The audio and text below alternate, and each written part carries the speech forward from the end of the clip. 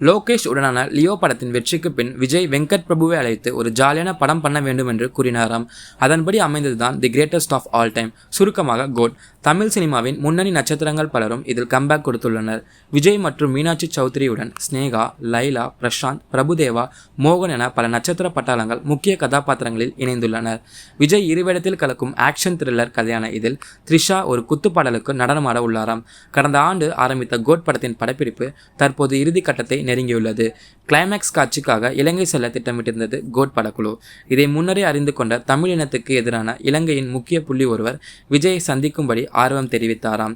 இந்த சந்திப்பு நிகழும் பட்சத்தில் விஜயின் அரசியல் ஆசைக்கு ஆபத்து வரும் என்பதால் சந்திப்பை தவிர்க்கும் பொருட்டு படப்பிடிப்பை இலங்கையிலிருந்து வேறு இடத்திற்கு மாற்ற கட்டளையிட்டாராம் தளபதி.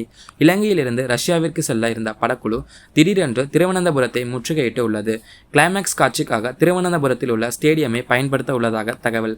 கடந்த 2010 காவலன் படத்தின் ஷூட்டிங் விஜய் திருவனந்தபுரம் சென்றது குறிப்பிடத்தக்கது. விஜய்க்கு தமிழ்நாட்டில் எந்த அளவுக்கு ரசிகர்கள் இருக்கிறாரோ அதே அளவுக்கு கேரளாவிலும் ரசிகர்கள் அதிகம். விஜயின் படங்கள் ரிலீஸ் ஆகும் என்றாலே பண்டிகை போல் கொண்டாடுவார்கள் கேரளா ரசிகர்கள். இதனால் ஷூட்டிங்கின் இடையே ரசிகர்களை சந்திப்பார் என்று எதிர்பார்க்கப்படுகிறது. கிளைமேக்ஸ் காட்சிக்காக படப்பிடிப்பு மார்ச் 18 ஆரம்பிக்க உள்ளதாக தகவல். ஏற்கனவே பிரபுதேவா அங்கு சென்று சோட்டானி கரையில் உள்ள பகவதி அம்மன் கோயிலில் தரிசனம் செய்த புகைப்படங்கள் சமூக வலைதளங்களில் வைரலாகி வருகிறது.